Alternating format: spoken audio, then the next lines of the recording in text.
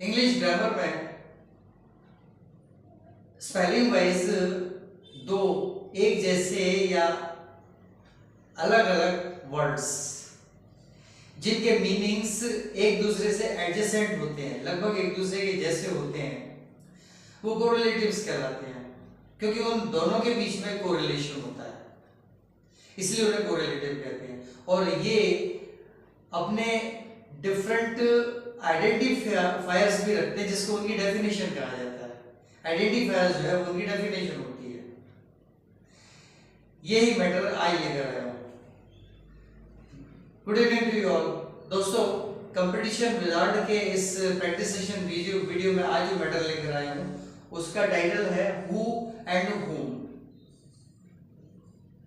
ये दो टर्म्स कोरिलेटिव्स हैं और स्पेलिंग वाइज अगर फिजिकली देखा जाए तो स्पेलिंग वाइज इनमें सिर्फ एक अल्फाबेट का फर्क है, WHO who and WHO plus M हुम।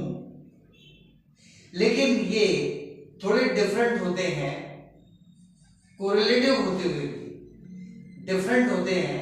ये इनके आइडेंटिफायर से बता पाते हैं क्योंकि इनकी डेफिनेशन बन जाते हैं, इनके आइडेंटिफायर्स इनकी डेफिनेशन बन जाते हैं।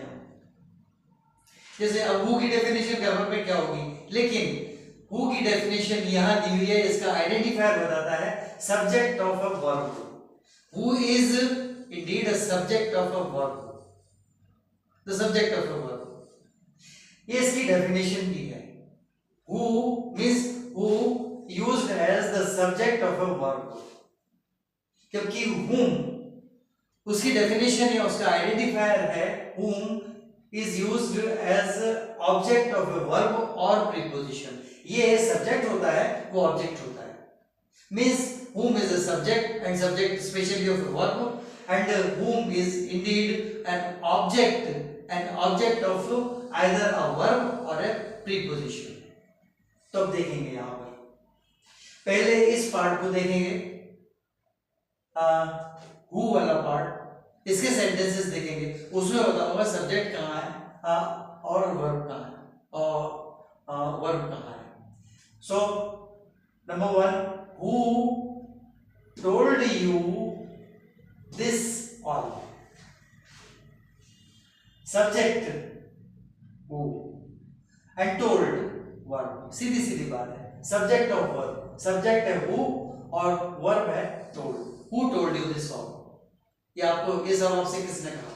Second one, call Anil who sent this message.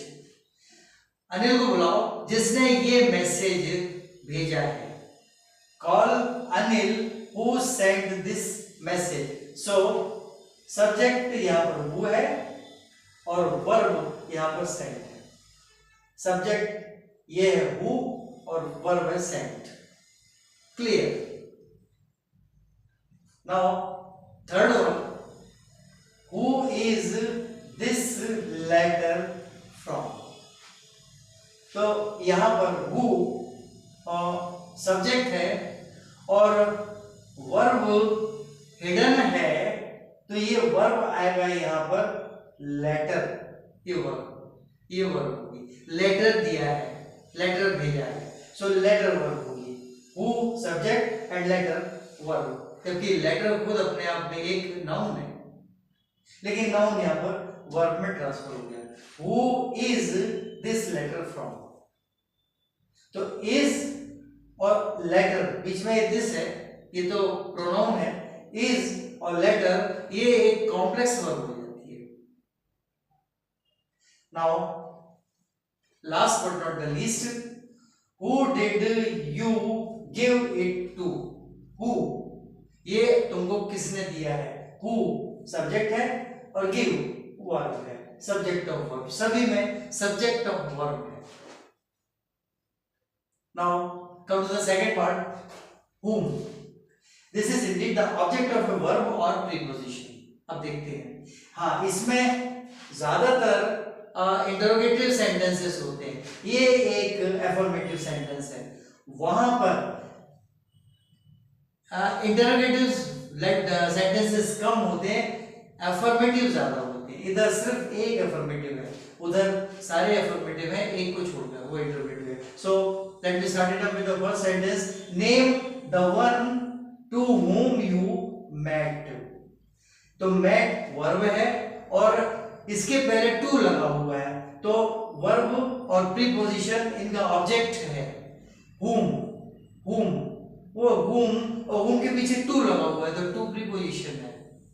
यहाँ पर प्रीपोजिशन प्रोमिनेंट है, वर्ब भी है वहां पर, लेकिन वर्ब थोड़ा हटके met, तो ये प्रीपोजिशन है यहाँ पर। ये अफर्मेटिव सेंटेंस है। Second one, he is a person whom everyone likes। तो ये यहाँ पर सिर्फ यहाँ पर ये whom ये ऑब्जेक्ट है और everyone likes उधर जाके, तो ये वर्ब का ऑब्जेक्ट है। हालांकि गैप है दोनों के बीच में, वर्ब likes है और whom ऑब्जेक्ट सब्जेक्ट है, ऑब्जेक्ट है। Now next one, it all depends on whom you ask। तो यहाँ पर प्रीपोजिशन पहले लग गया, तो यहाँ पर whom जो है वो हो गया ऑब्जेक्ट और on लग गया, तो ये हो गया object of the preposition, on preposition है। Last but not the least, the sentence, to whom did you give it to। तो ये यहां पर डिड पहले लग गया, बाद में लग गया, whom पहले लग गया। डिड ये तो टेंस का वर्ड है, लेकिन टू whom पहले ये टू लगा हुआ, स्टार्ट से हुआ, टू प्रीपोजिशन है और whom ऑब्जेक्ट है, बस। तो ये सेंटेंस अकेला एक ये इंटरोगेटिव है, बाकी देख रहे हैं आप सारे के सारे अफर्मेटिव हैं, कोई क्वेश्चन नहीं है। whom लगा है लेकिन कोई क्वेश्चन नहीं है, इंटरोगेटिव नहीं है, अफर्मेटिव है। Name the one two whom you met। इसी तरह से तीनों बाकी बस आज यही बताना था। पसंद आए तो सब्सक्राइब करें, लाइक करें, शेयर करें, कमेंट जरूर करें।